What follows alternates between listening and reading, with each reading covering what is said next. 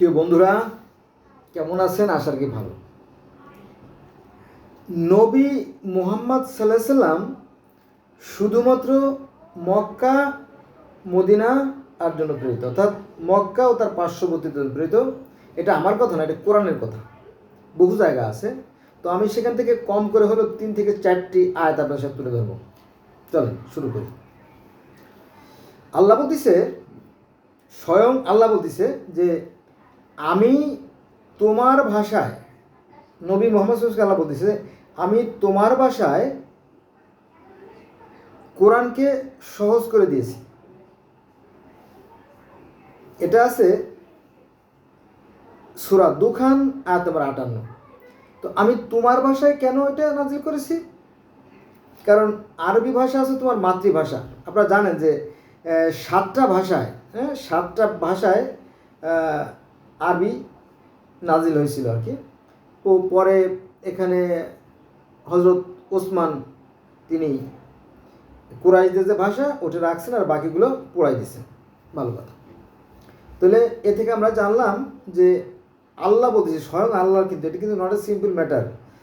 আমি তোমার ভাষায় কোরআন নাজিল করেছি। সূরা দুখান আয়াত নম্বর 58। নবীর ভাষা ছিল কি? আরবি।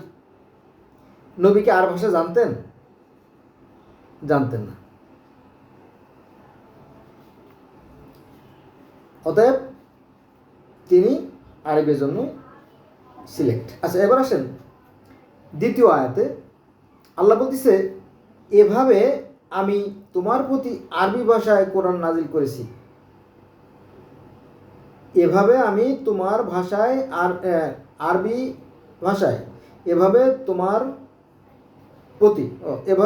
প্রতি আরবি ভাষায় কোরআন নাজিল করেছি, যাতে তুমি সতর্ক করতে পারো মক্কাবাসীদের এবং তার পার্শ্ববর্তী, অর্থাৎ মক্কা মদিনাতে উনি রাজত্ব করছে, এই আর কি, পার্শ্ববর্তীদের, আর সতর্ক করতে পারো সন্দেহ মুক্ত কিয়ামত দিবস সম্পর্কে, যেদিন একদল জান্নাতি এবং একদল জাহান্নামী হবে। এটা আছে সূরা শুরা আয়াত নম্বর 7।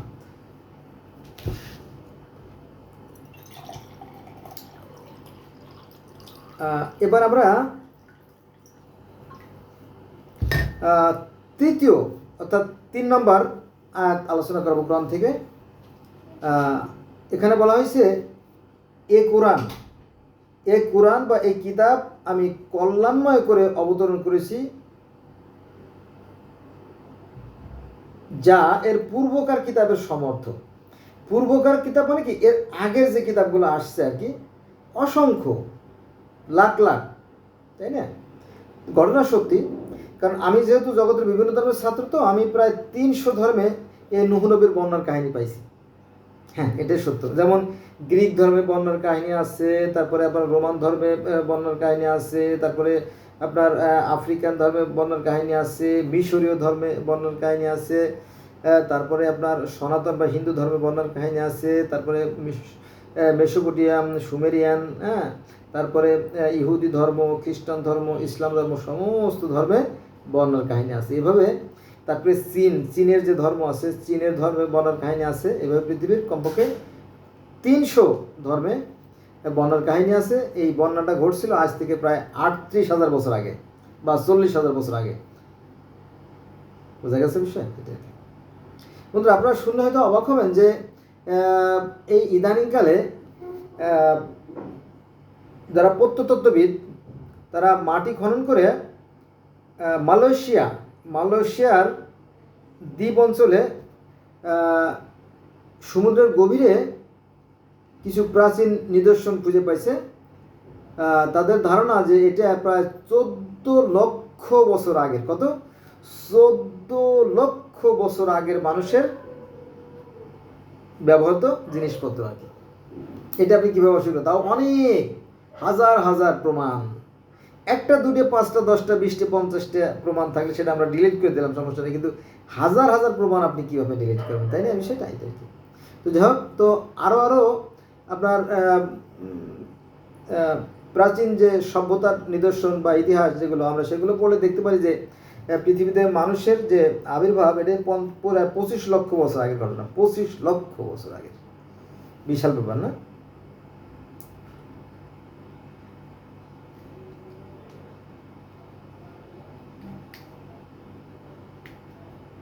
এ হলো বিষয়। তাহলে 25 লক্ষ বছর আগেও পৃথিবীতে মানুষ ছিল এবং তাদের মতো ধর্ম বিশ্বাস ছিল যে এই যে বিশ্ব ব্রহ্মাণ্ড সুশৃঙ্খল ও সুনিয়ন্ত্রিত পরিচালিত হচ্ছে, নিঃসন্দেহে এর পিছনে একটা শক্তি আছে। বোঝা গেছে বিষয়টা? হলো বিষয়।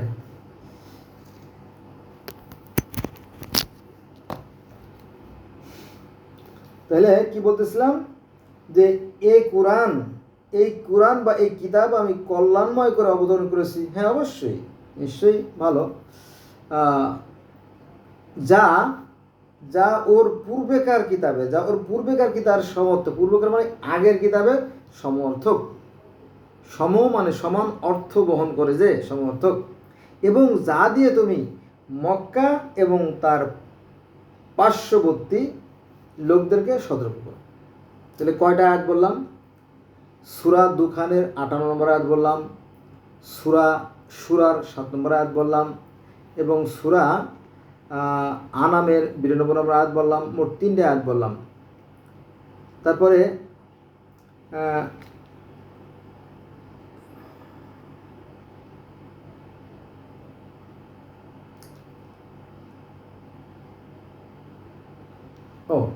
আরেকটা আয়াত লিখছি ছোটো করে, তা বোঝা যাচ্ছে না।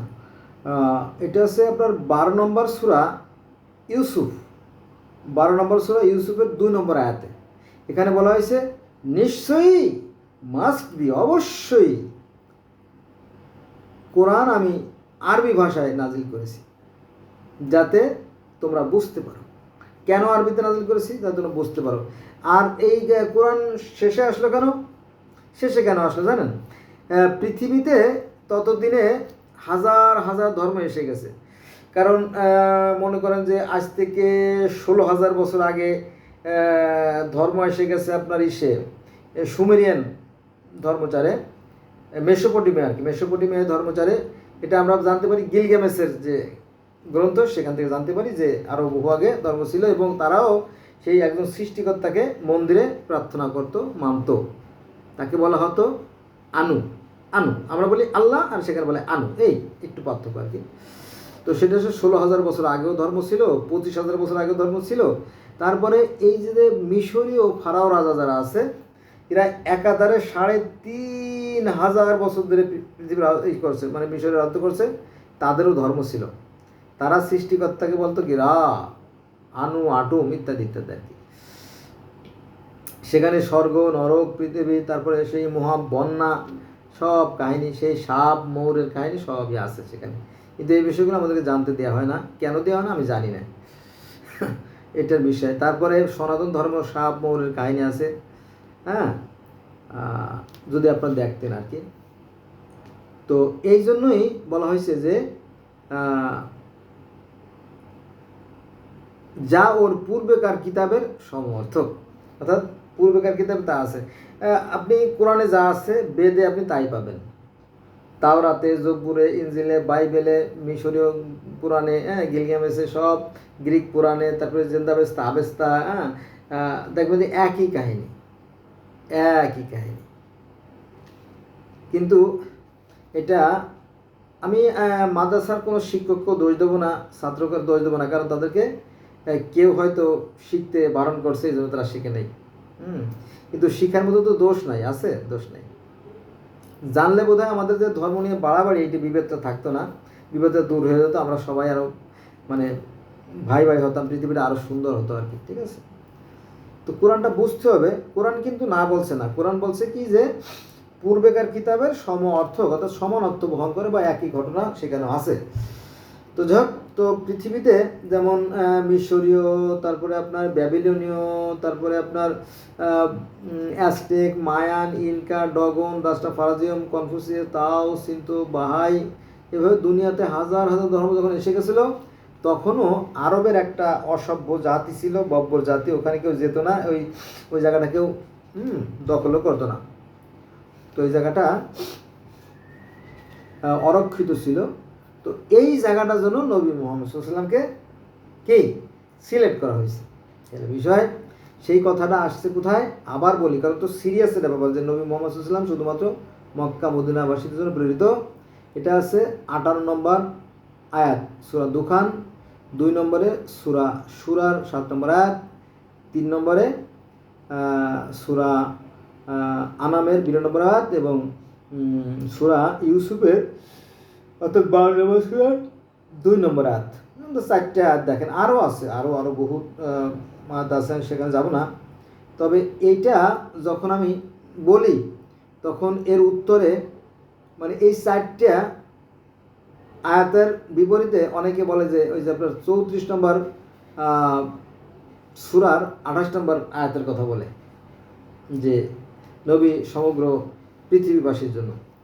তাহলে নবী যদি সমগ্র পৃথিবীবাসীর জন্য হয় তাহলে ওই 4টে আয়াত বাদ, আর ওই 4টে আয়াত ধরলে পরে এই আয়াতটা বাদ, কারণ এক মুখে দুই কথা চলে না।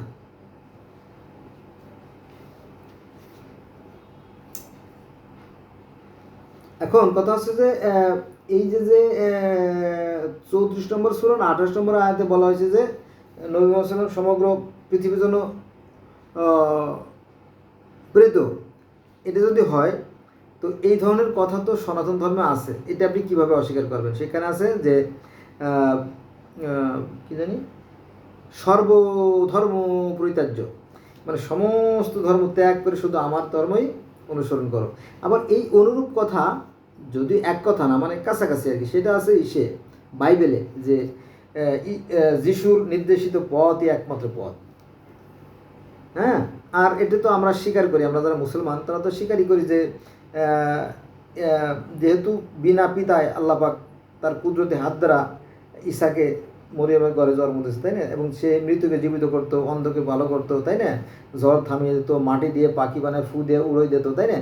এত মজুজা ছিল, এত কেরামতি, এত শক্তি ছিল, তাহলে আপনি তাকে কীভাবে অস্বীকার করবেন? করা যাবে? করা যাবে না, কিছুতেই করা যাবে না। এলো বিষয়।